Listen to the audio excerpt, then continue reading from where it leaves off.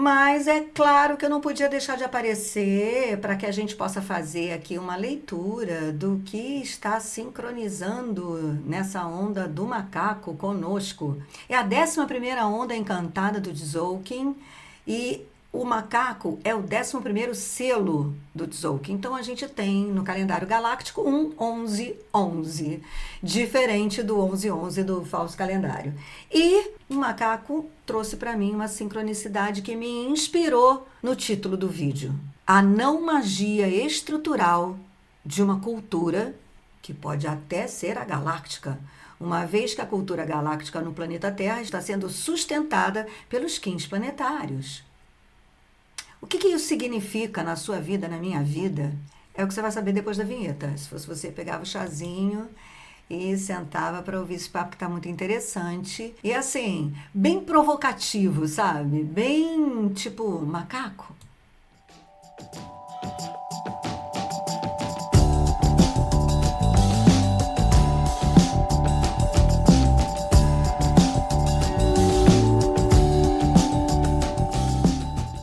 Muito bem. A não magia estrutural, a gente vai ter que falar de magia. E magia que não está acontecendo é justamente aquilo que se refere à individualidade, às especificidades de um indivíduo que precisam ser respeitadas numa sociedade livre e apoiadas por uma coletividade. Essa individualidade, ela é constantemente achincalhada e tomada como algo que atrapalha, como algo que deveria sair da frente para poder as coisas acontecerem, e acaba que ela sempre está funcionando como um obstáculo a qualquer expansão verdadeira da consciência que possa olhar para a humanidade com amor, com respeito. Porque vamos combinar, gente, amar quem já é super legal, sabe? Mais do mesmo, né? O grande desafio é a gente conseguir amar aquele que está no polo oposto, porque o polo oposto não existe, é uma ilusão. Então, lidar com a ilusão é da ordem da magia do macaco. E a magia aqui no nosso cotidiano, onde os pés tocam o chão, estão representadas num arquétipo da nossa psique, que por sua vez está representado no arquétipo do mago. E o mago revela que a grande magia da vida é aquela que a gente faz sobre nós mesmos. Eu quero ver. Eu quero ver você saber empunhar a espada do mago. E sabe qual é a espada do mago? São os seus pensamentos. Eu quero ver. Eu quero ver você empunhar os seus pensamentos e usá-los para lá ou para cá, para acordar ou para discordar, de acordo com a sua verdadeira vontade, com a vontade do eu superior, com a vontade daquele nível da nossa consciência galáctica, que nós aceitamos o convite de sermos portadores desse nível de consciência. Eu quero ver você empunhar o cálice das emoções, sem deixá-lo transbordar. E sem por uma questão de muita disciplina e severidade naquilo que você pretende executar, até mesmo como um Qin planetário, tem que executar. Quero ver você não derrubar completamente a água desse cálice, porque sem emoção não tem solução. Aliás, já falei isso, sem emoção a inteligência artificial ganha da gente assim de 1000. Eu quero ver você saber flamejar, né? Lidar com o teu fogo, o fogo da ação, o fogo que nutre, o fogo do espírito, o fogo que vivifica, o fogo que coloca a gente em ação. Quero ver você lidar com esse fogo, com essa vontade, sem que ele acabe por queimar você mesmo nas chamas da paixão. Né? A paixão é um fogo descontrolado. A gente acaba se queimando. Então, é usar também essa força da vontade que se manifesta na nossa condição humana 3D, nos desejos. Controlar o fogo é você controlar o desejo para executar a vontade do eu superior, a vontade da alma. E aí eu quero ver você expressar na sua atitude, mais do que um gesto, é uma atitude. Quero ver você expressar na sua atitude aquilo que o seu eu superior, e agora quando a gente fala em atitude, e falando em magia, né, que a conclusão da magia, a expressão da verdadeira magia, que é essa que nós devemos agir sobre a nossa personalidade para que nós nos tornemos uma indivisível dualidade e através dessa indivisível dualidade a consciência maior possa se manifestar através da expressão mais amorosa possível que Cristo nos ensinou. Quando ele foi crucificado na cruz, humilhado, ele estava mostrando isso. Olha, gente, segura, peão. E não que a gente precise suportar humilhações, não é isso. Ele foi um ícone, ele foi um exemplo, né? Ele foi aquele exemplo imaculado. Então, ele não pôde deixar nenhuma brecha para mostrar para a gente que o que a gente tinha que trabalhar era dentro da gente. Era a força de vontade, é ser fiel à voz do Pai, que é a voz... Qual é a voz do Pai? É a voz interna. Quem era o Pai de Jesus? Ninguém viu, ele dizia, né? Então, é a voz interna. Então, respeitar, fazer valer a vontade, apesar disso ser absolutamente contra a cultura vigente na época.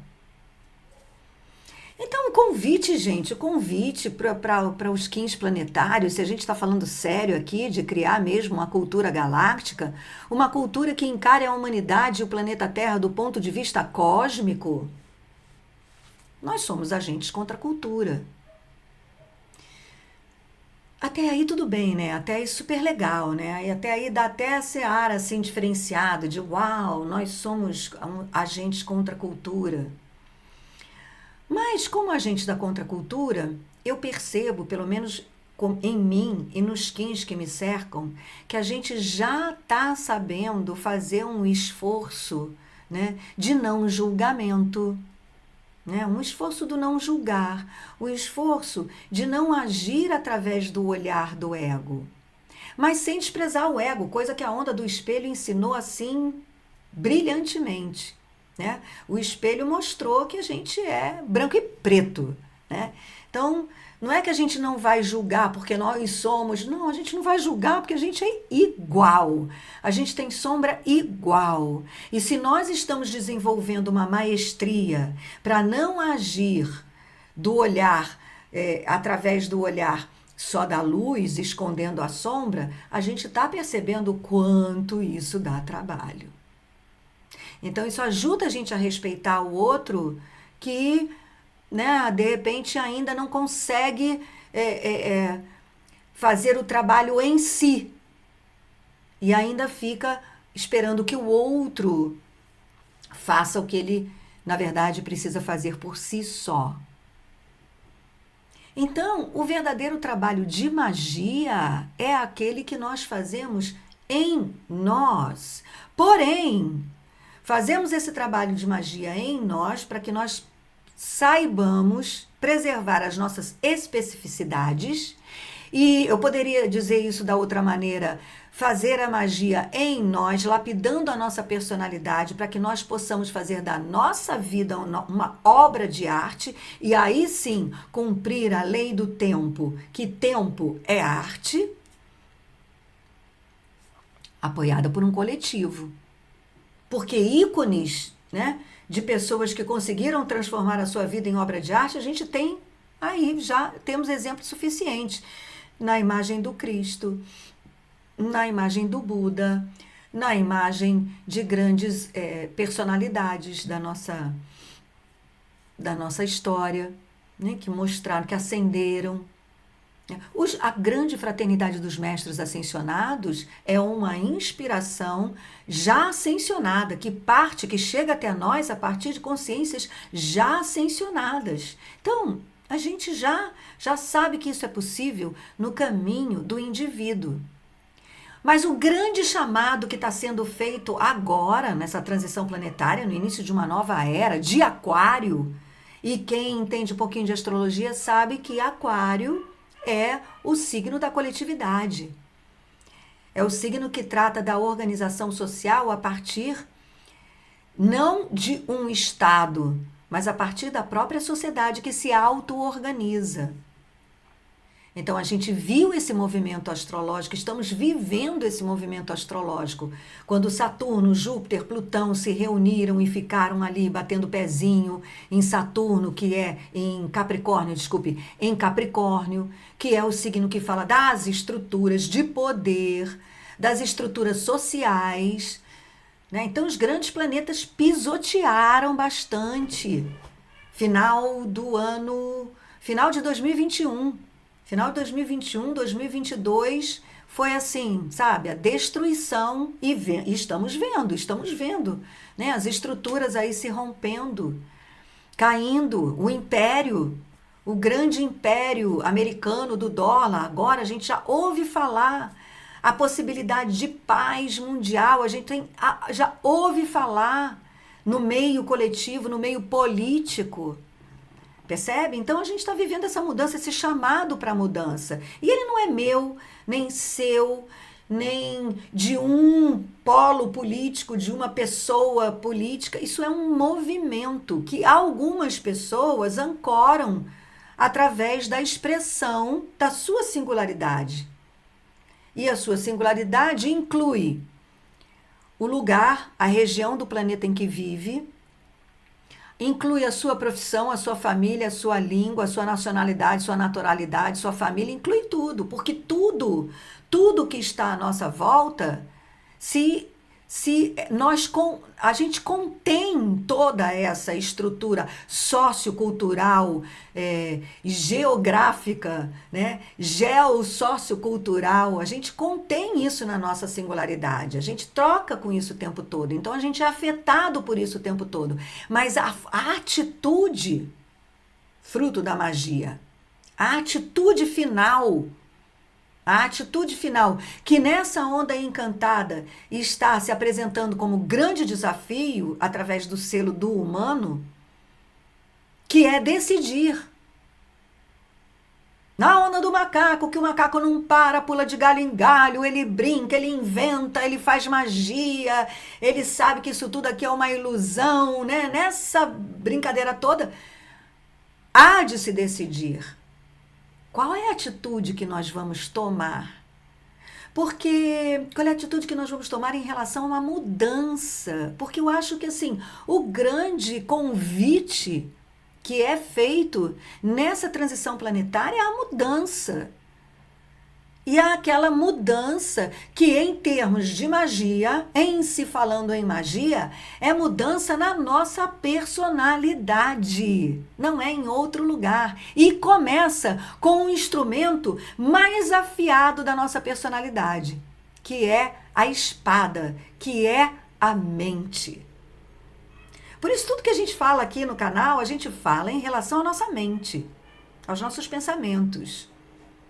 Né? Eu não me canso de repetir que quando a gente fala em realizar alguma coisa, das análises, das avaliações, das interpretações que a gente faz aqui das ondas encantadas, a gente está falando em realizar na mente, em se tocar, em ter aquele insight. Porque o caminho para a construção de uma atitude, e aí eu estou falando do final da magia, na finalidade da magia, o caminho que é a construção da atitude parte da mente, nesse momento, nesse contexto que estamos vivendo geossociocultural planetário. Nós estamos em 2023, vivendo uma mudança de era, início de um novo milênio, início de uma nova era. Então, nesse momento, o instrumento mais afiado de toda a humanidade é a espada, ou seja, é o pensamento. Até porque hiperestimulado por toda essa evolução e progresso tecnológico que nós estamos presenciando. E antes de acabar esse vídeo, eu vou compartilhar com vocês o trecho de uma entrevista que veio a mim, nessa sincronicidade da onda do macaco, essa entrevista entre o Átila e esse antropólogo, cujo título é Por que dá tanto trabalho ser rico no Brasil? Porque no final o Átila pergunta a ele o que é que se pode fazer para mudar uma cultura. E ele dá uma dica que eu acho que tem tudo a ver com essa vibe do macaco que nós estamos atravessando. Vou fazer aqui um resumo para você. Esse podcast tem como título o seguinte: Por que é que no Brasil dá tanto trabalho ser rico? Então ele é um antropólogo que estuda, né? Ele não foi estudar a tribo indígena, ele estudou a tribo urbana. Então ele fala, ele fez um estudo sobre as questões de identidade. No Brasil, as pessoas gostam de serem identificadas como pessoas ricas, mesmo não sendo ricas. E aí, gente, não faltou exemplo para ele dar de objetos e coisas, e assim também como comportamentos, que identificam, se as pessoas expressarem esses comportamentos ou se elas possuírem determinadas coisas, são objetos e comportamentos que as identificarão como pessoas ricas. E aí esse papo é falando então de como dá trabalho, porque existe no Brasil uma busca, né? Um anseio para aparentar riqueza. E aí no final, né, e vendo o quanto que isso é estrutural, no final da conversa o Átila pergunta: e como é que você acha, né, que a gente pode começar a construir, a derrubar essa cultura que na verdade escraviza, né? Imagina, você tem um trabalho danado para parecer ser rico e não sendo rico, dá trabalho, dá despesa, aí você vive para isso, né? É uma coisa muito, enfim, muito desgastante, é uma perda de tempo, do tempo verdadeiro, né? O tempo que você devia estar usando para lapidar sua personalidade, para se autorrealizar, você fica então perdendo nessa luta incessante, nessa busca incessante para parecer ser rico. E é dele essa frase que fala que é preciso que a gente possa expressar a nossa identidade com as suas especificidades, apoiados por um coletivo. Porque assim a gente muda a cultura. Senão a gente fica só rindo, né? Cada um de um lado ri do outro. O rico ri do pobre, o pobre ri do rico e não se muda nada. Então a mudança, para ela ser real, consistente, contundente, realmente revolucionária, ela precisa ter uma consequência cultural coletiva. Mesmo que sendo feita não, eu só acredito nessa mudança cultural e coletiva quando ela é feita um por um, através da magia que o macaco nos ensina e que o mago do tarô representa. Então vamos assistir aqui os trechos que eu trouxe para você ver esse papo, que é muito interessante e que o macaco me inspirou a trazer para vocês. Toda vez que passa um carnaval eu falo: gente, a gente devia abandonar um projeto de nação e virar um Paz do Carnaval. Você vira biólogo, estudioso, cientista do carnaval, eu viro antropólogo do carnaval, ele vira a câmera do carnaval, a luz vira a luz para carnaval. A gente ia ser um lugar muito melhor. O drama e o desespero que a gente enfrenta na quarta-feira de cinzas é porque a gente tem que voltar a lidar com um conjunto de hierarquias que a gente não consegue conceber mais a estrutura da vida social brasileira. A gente tem que ser capaz de produzir um lugar que seja um lugar onde a gente seja respeitado pela nossa individualidade. E ao mesmo tempo a gente se apoia numa coletividade, que é isso que o carnaval tem. Eu fui a uns blocos aí nesse carnaval, eu falei: Deus é brasileiro mesmo. Porque em qualquer outro lugar do mundo... Peguei um charanga do França, por acaso, né? Porque eu não sabia que era aquilo. Sabe aquele negócio? Vamos no charanga do França. Peguei um charanga do França, Santa Cecília, uma rua estreita dessa, um troço sem som, porque é hipster, né? E aí hipsters não querem usar tecnologia, né? Eles estão usando máscara de escrever e o bloco deles não tem som. Aí peguei um negócio desse, maravilhoso. Putz, você olha ali e fala, isso aqui é o Brasil. Era tanta gente que eu falei, se fosse em qualquer outro lugar do mundo, a física faria sentido e certamente ia ter caso, um grande acidente aqui, uma tragédia horrorosa. Não. O bloco vai indo, as pessoas vão assumindo o lugar delas, elas vão abrindo um espaço onde não tem espaço, elas vão lidando com as próprias ambições na sua individualidade. O bloco vira curva. Se bota um físico da USP lá, o cara não entende como aquilo é possível. O bloco vira curva. E a coletividade é que permite isso. Isso é o Brasil. Isso pouco importa de onde a gente veio. Vou fazer essa pergunta para fechar, então. Porque é isso. A gente tem esse lance das hierarquias, tem o lance dos status. Aqui isso se mistura com cor de pele. E num bolo onde um grupo tem uma cara, outro grupo tem outra cara, e se identificam por isso, fica muito mais fácil de criar barreiras que soam como naturais, e a gente naturaliza essas barreiras e preserva elas. Que arma cultural a gente tem para ruir, erodir um pouco isso? Assim, o cafona, transformar essas coisas em cafona, funciona? O que a gente pode fazer socialmente para promover ainda o status e a diferenciação do que é interessante e podar o que mantém desigualdades, por exemplo? Ou melhor, desigualdades improdutivas, desigualdades que... Eu acho que o caminho vai ser a gente apostar que as especificidades, elas são individuais, mas elas precisam ser sustentadas por uma coletividade que inclui. Esse aqui é o país que aposta cada vez mais em menos, né? Eu vou botando vírgulas.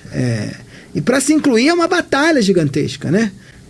Tem que mobilizar, tirar esforço sei lá da onde. E eu tenho dito que a gente precisa pautar a ideia de que uma cultura se constrói em conjunto. Há caminhos aqui, né? Por exemplo, nas questões de classe, eu vejo um movimento muito importante de começar a debochar de rico. Na cultura do mundo. White Lotus, essa Succession, Triângulo da Tristeza, mulheres ricas no Brasil.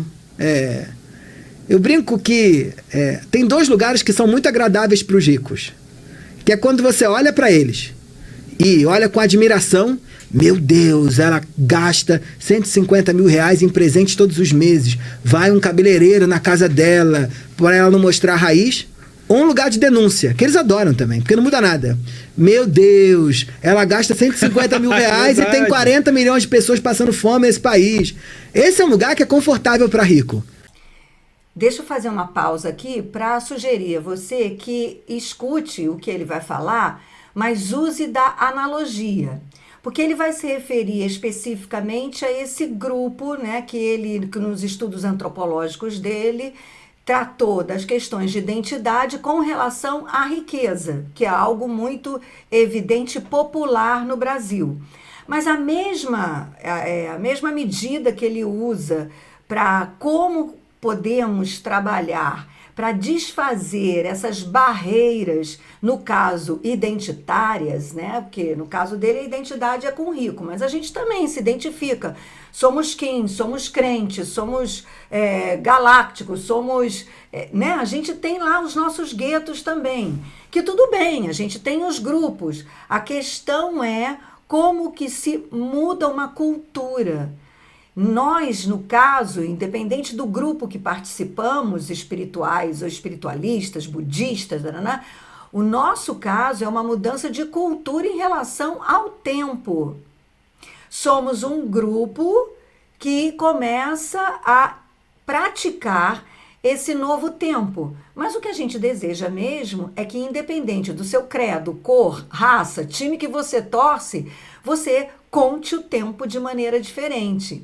Então é nesse sentido que eu acho interessante ver qual é a estratégia que ele sugere para essa questão identitária mais com relação aos pobres e ricos, e que de alguma maneira também, não sei, analogamente a gente pudesse pensar ou não. Na verdade, o que eu achei quando eu vi essa entrevista foi que isso é muito macaco, sabe?